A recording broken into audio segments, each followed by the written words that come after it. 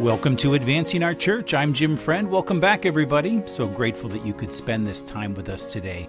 I really appreciate all of your suggestions and your ideas, and of course, all of your prayers, all the ways that you show your support for our show. Thanks also for liking and sharing our show on social media. And by the way, you can find us on Facebook, Instagram, or Twitter if you'd like to follow us for updates. But just a special thanks for all the comments and suggestions. I really appreciate it when a listener reaches out and suggests a guest for our show.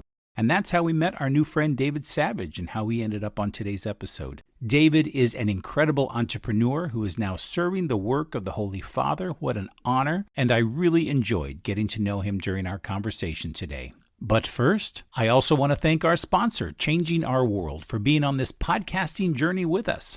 Changing Our World is a fundraising and social impact consulting firm that has been serving the Catholic Church for more than 20 years. And if you're thinking about a capital campaign or a major gift effort, or maybe you just need a little fundraising advice, I hope you'll visit them at changingourworld.com, where you can learn more about their complete suite of services. You can find a link to their website in the show notes of this episode. So we begin Lent next week. Can you believe that? You might have already realized it, and you might be thinking, how do I prepare myself for this season? What needs to happen within me so that I can practice with more intention than I have in the past? We know that there are always plenty of ideas for activities and practices during Lent. That's never a problem. The challenge is that we don't want to do something simply for the sake of doing it. We want to be intentional about our Lenten devotions. When you make a list of your works of mercy so that you can place a check mark next to each one of them, that's not going to accomplish anything or prepare your heart for God. Just like anything, it's good to have a plan for Lent. How do I want to be during Lent this year? Maybe more quiet and thoughtful. Maybe more open to God's desires. Maybe I'll be better able to just sit with people who need me or more attentive to the daily scriptures.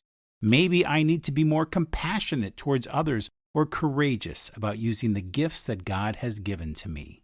I want you to think about doing 3 things this year for Lent. First, ask God every day, what do I need to do to draw closer to you?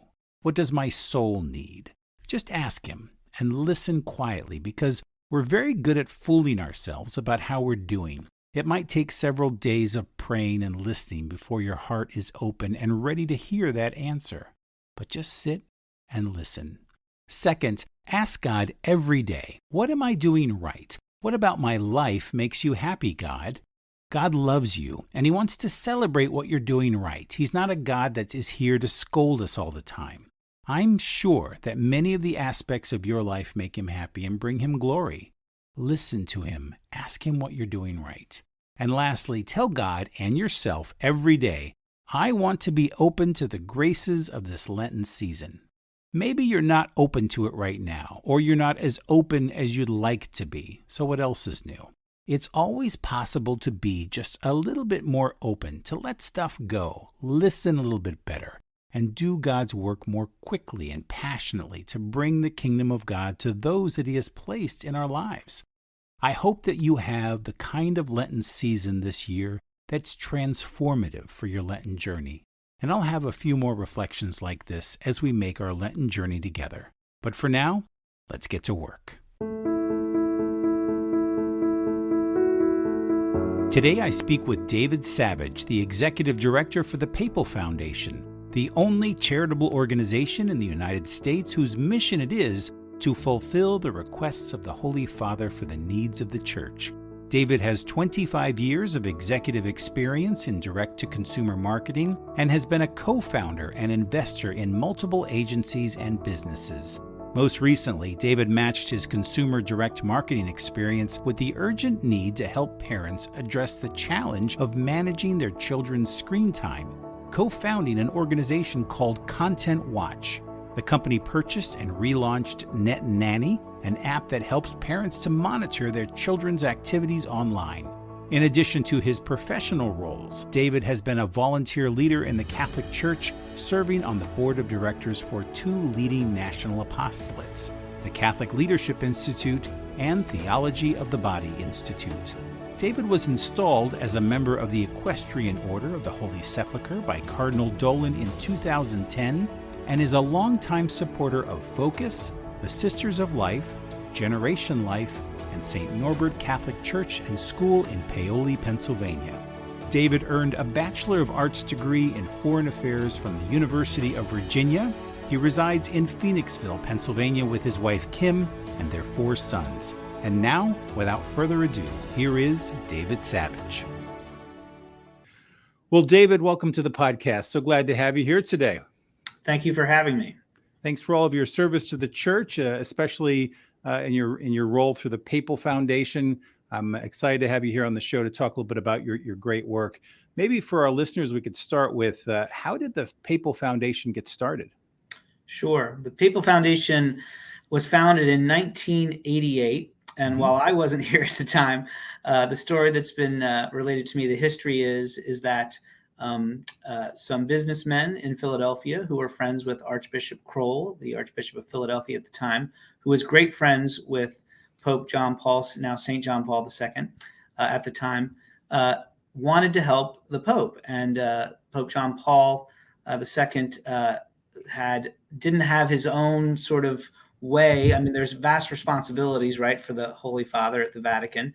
And while there may be many resources, they're well committed. And so the idea was sort of hatched that if there could be a fund that where the Holy Father personally had a way to prioritize things that were close to his heart, that fund would exist for the Holy Father to make those priorities known, and for those priorities to help the poorest and the most vulnerable around the world. Wonderful. So the fact that it originated in Philadelphia, they had nothing. The Pope's not an Eagles fan by any chance.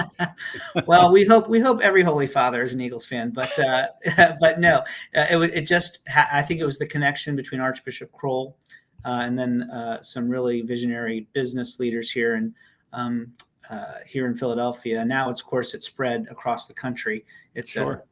We have a national base of foundation stewards and members and donors. But yes, we're proud that it originated here in Philadelphia, and that we're based here just a little south of Philadelphia in Chester, Pennsylvania.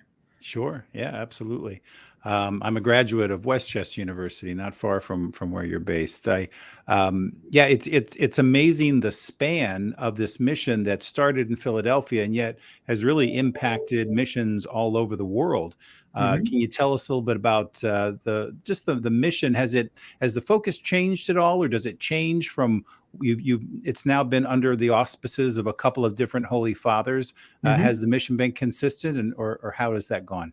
No, it really has. And, to describe the foundation's impact, really over the last 34 years, more than $200 million in grants have been given away, almost primarily in developing countries, projects in developing countries. So we really mean Africa, South America, Asia, Eastern Europe, and really primarily through our general grants, to build up the infrastructure in the church. And when I say that, I mean we help build schools, hospitals, churches, monasteries, convents. Really, I like to say we help create and foster the places where Christ's love can flourish, right? Sure. Because oftentimes, if we don't have brick and mortar in some of these places, it's hard for the Catholic Christian community to flourish. So that's, if I was to paint a broad stroke, that's what most of the monies have gone towards. But of course, there's other uses for those monies as well in terms of evangelization and educational programs. We have a part of the foundation called the Mission Fund, which goes primarily to help the Missionaries of Charity, St. Mother Teresa's order, and also to provide humanitarian aid, such as foods, medicines, helping in crisis situation. We've distributed a good deal of funds to help migrants and refugees, given the situation in Ukraine and on the border with Poland. So a wide variety of things. Tremendous. Wow. So I know that one of the focuses of the foundation is really helping developing countries, service to the poor. Is that really been tightened as your focus, or do you still, sounds like you still support a broad range of charities around the world? Yeah, it's really projects, and this might be a good way to help you understand the projects that we do fund. Yeah. how the process works, because I think Sure. for a lot of folks they're not aware of it. But the way it works is, if you are an order or a parish or a Catholic apostolate, no matter what country, as long as it's a developing country, so let's say Nicaragua or Zambia, you write to your local bishop and your nuncio with a request. And it could be to repair a roof. It could be to begin construction of a parish center, or a hospital, that kind of thing. And you write to the nuncio, and the nuncio, the Pope's ambassador in each country, in each of the developing countries, can send to the Vatican on an annual basis up to 3 requests. And so you can imagine the Vatican receives, 3 requests from their ambassadors in each of the developing countries. And so they really end up with close to 250 grant requests annually. Wow. And so the nuncios are the first sort of gatekeeper for these requests, right? They have to choose from a selection that they're given throughout the year. And then once the Vatican has it, the Secretary of State's office, working with the Holy Father, then prioritizes those requests. And so, for instance, last year, the foundation here in Chester received 150 requests.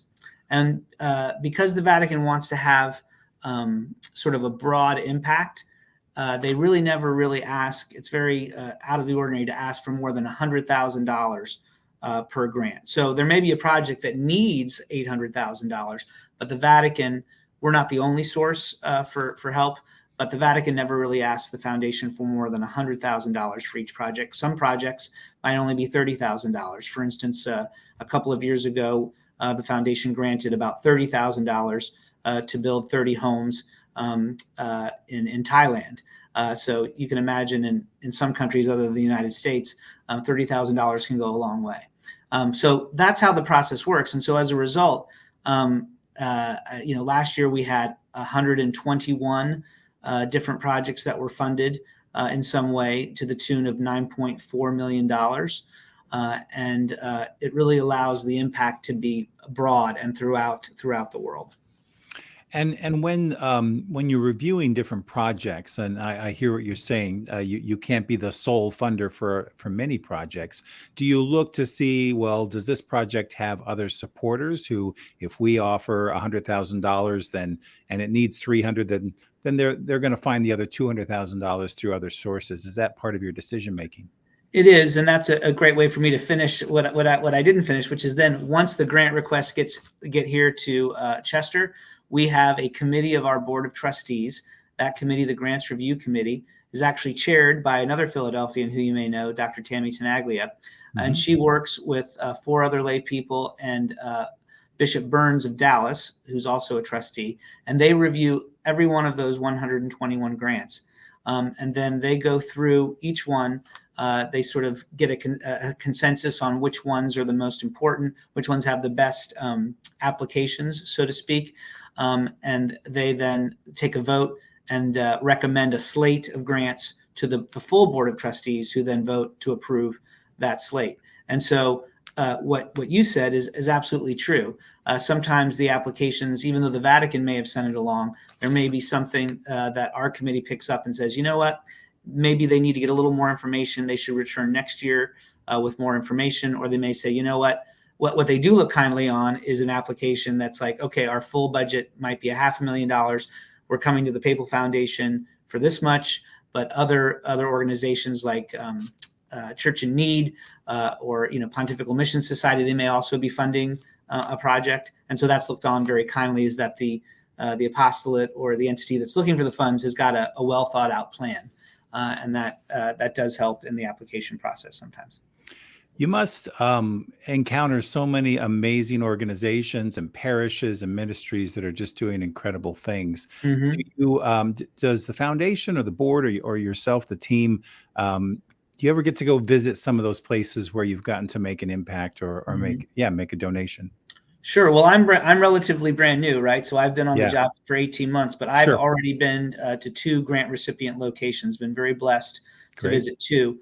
One in Chalco, Mexico, earlier in 2022, and that's the Sisters of Mary. Have a variety of locations called Girls Town and Boys Town, and I visited Girls Town in Chalco. And so what this is approximately 3,400 teenage girls who have come out of some really desperate family situations in rural Mexico, and are in need of education and job skills training. And Girlstown is a wonderful place. Having been there, I can tell you it's a wonderful place where 50 sisters minister to these teenage girls. And so there's not only classroom education, traditional classroom education through high school level, but also special training in hospitality, in computers, in fashion, so that they can be set up for success, post high school graduation.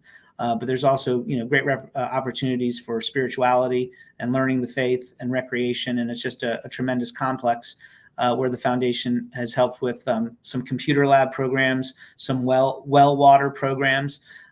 So we're very proud of our association and our ability to help Girlstown and the Sisters of Mary down in Chalco. And then more recently, just a few months ago, I was down in Quito, Ecuador, where the Center for Working Families has been a grant recipient in previous years. And they do an amazing job ministering to about 400 different families within Quito. And they also provide grade school and high school education, job skills training, and also food security programs to make sure that those families are fed week in and week out. And certainly during COVID, they actually did a great job feeding not just the families that they're used to serving, but many more families throughout Quito. And so that was another amazing apostolate that I got to visit just a few months ago. It's tremendous, David. It must be so gratifying, I'm sure, for you, the board, and the donors. But I can only imagine also that, as you said before, the nuncios are presented with so many projects that there's obviously there can't be enough funding for everybody. There never is. But so part of your role also is to raise funds, I'm assuming, for the foundation, and also to fund these projects. Tell us a bit about that. Sure. So exactly. So we've sort of hit on, how the grants work and who's impacted, but that only happens because of the generosity of an amazing group of people, the donors to the foundation, who we call the stewards of St. Peter. And over the last 34 years, there's been about 160, currently about 160 families that have made very generous donations, 7-figure donations, to support the work of the foundation. And so that's a unique gift to be able to give that much of your wealth away. But it's really provided the security and longevity of the foundation's mission. When you can make a gift that large, it provides the resources that the foundation needs to help that many projects, as we just discussed, on an annual basis. And so I'm there. It's been over the years, a relatively small staff here. But I'm joining, but they're very good at what they do, and I'm so proud to have joined them. A gentleman named Jim Coffey has been, who you may know, has been for the last 19 years traveling across the country, raising funds for the Papal Foundation, and has made so many friends and recruited so many foundation members. And now I'm here alongside, joining him in that mission to meet really some of the most dynamic Catholic businessmen and women who through their success in the business world or their success in the church, really just have a heart for what the Holy Father and the church are doing to help the poor. And it's a great demonstration of their faith to share their wealth with the foundation, their financial resources. And we couldn't do it without them, obviously. And they work actually hand in hand with the cardinals of the U.S. Church and a collection of bishops and archbishops who are on our board. So it's really the laity and the clergy coming together here in the U.S. It's primarily United States based, the funding. We have a couple of Canadian families who've donated as well, and there's really no limit. I mean, I think part of what we like to see in terms of the foundation growth is not only more families from North America, but from around the world join the Papal Foundation. But it started out and currently is mostly North American. That's tremendous. That's tremendous. So, David, how did you find yourself in this role? You said you joined the team just 18 months ago. Didn't you come from a development background a little bit? So no, the Holy Spirit brought me here for sure. Okay. You mentioned Westchester, Yeah. and so my career, it's been an interesting path. I would say for the vast part of my career, 20 years, was as a partner in two different advertising agencies, Oh, one of which was based in Westchester, Pennsylvania.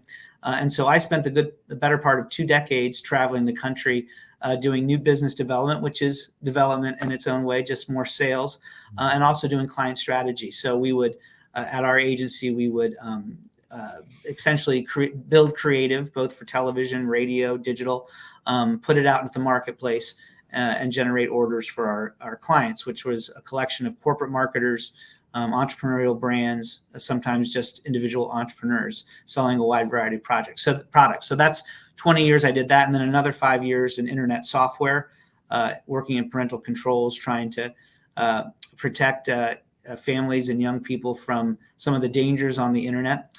And when that company was sold about 2 years ago, I reached out to a friend of mine who I had served on the board with at Catholic Leadership Institute. So all the while I was doing all that business, I was volunteering in the church.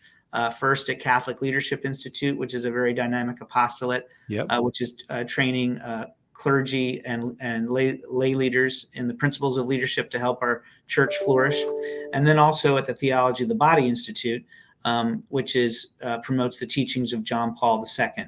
And so my nonprofit experience was on the volunteer side. And as I said, I called a friend from my time at Catholic Leadership Institute, and she knew that the Papal Foundation was looking for a new executive director. And the timing was right. And through a lot of prayer and discernment, I decided that, okay, maybe it was now time to move out of the business world and into full-time church work. And so I'm very pleased to be here. It's a great mission, and it's really easy to get up every morning and come here and work for the church. And I think part of it too, my discernment was I had my philanthropy, my personal and my family's philanthropy, had really been based in helping entities here in the United States, and that's a very important thing. But as I've gotten older, I thought, okay, what about my Christian brother and sister? Not just the ones in my town or in my country, but ones I'll never meet. Right. Ones, those in Africa and Asia, South America, who really, and this is an important part of the foundation's mission that I've come to really appreciate in just the last few months, is that there is so much wealth here in the United States. Not that there aren't poor in the United States, but relative to the rest of the world, we're a very wealthy nation. And some people often say, well, why aren't you helping their poor people in the United States? Why isn't the foundation helping the poor, say in Appalachia or in the South, right, where there's a lot of poverty?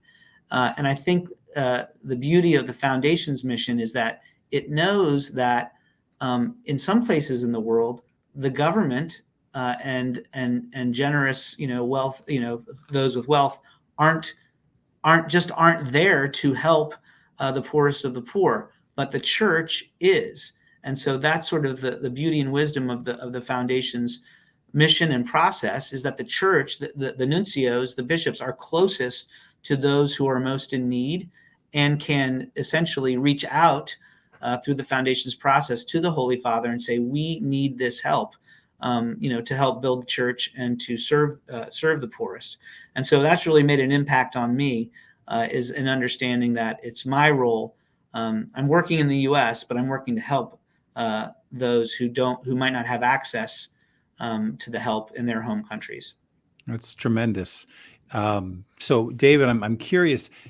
Are you seeing some reoccurring themes in the grant requests? You must. I know you look at hundreds of these, and the nuncios. You said they look at maybe 250 within their own country. Is there? Are you seeing particular themes? You mentioned food security and some other pieces. Is there anything that's really emerging during this particular time in history? Sure. I would say what's consistent is what I had sort of alluded to before, which is, we're used to a certain level of community building here in the United States, and we know we might build our new parish centers or build new churches, right, as communities spring up. But that's true elsewhere, right, especially in Africa, where the church is growing by leaps and bounds, right? They need brick and mortar to have a place to worship or a place to minister. Same with hospitals and schools, a place to teach. And so I would say year in, year out, what's consistent is the need for buildings, right, for a variety of needs. What changes is what's going on in the world, from a current events perspective. And so during COVID, as things were, shut down, as resources dried up, there was all kinds of needs for food and medicine in an emergency way. And that's where the mission fund part of the foundation came in with some emergency funds in different places.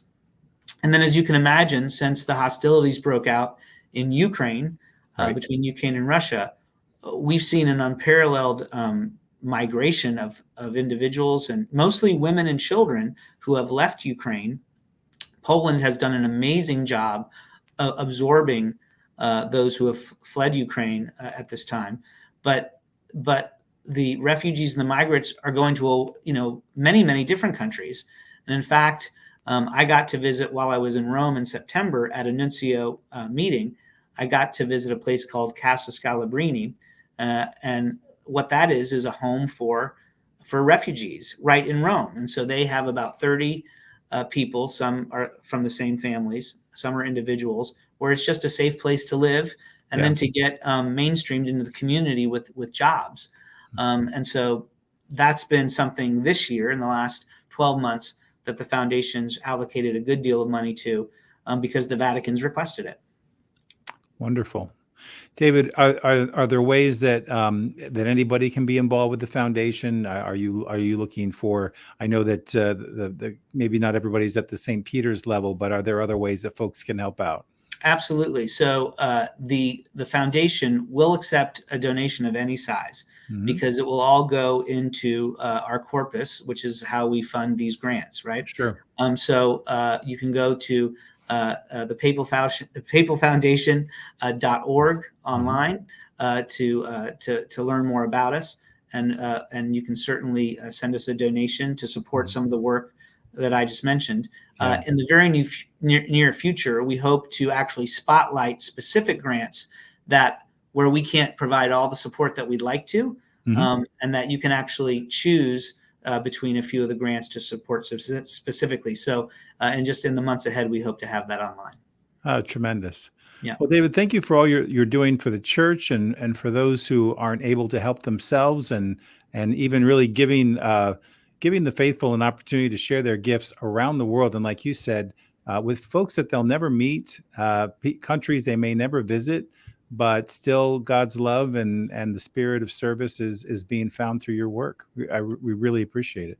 Well, thank you very much for helping us promote our mission. Thank you for having me, and thank you for all the good work you're doing and the leadership you're providing by spotlighting so much of the good work in the church. Thank you, David. We'll leave links to the Papal Foundation and to David in the show notes of this episode. Thanks again, David, for joining us. God bless you. Thank you. I want to thank David for being on our show this week and for taking some time to explain for us the critical mission of the Papal Foundation. I'll leave links to David and the Papal Foundation in the show notes of this episode. And once again, thank you, David, for being on our show.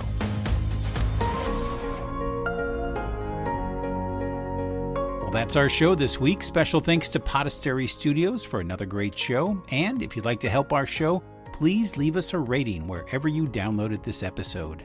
And if this is your first time listening to Advancing Our Church, I hope you'll stick around and subscribe. You can find us on all places where you download your favorite podcasts. You can find us on YouTube. You can follow us on Facebook, Twitter, or Instagram. And for more information about our show, please visit us at advancingourchurch.com. And once again, many thanks to our sponsor, Changing Our World. Well, that's it from me, everybody. Have a great week, take care, and get ready for Lent. God bless.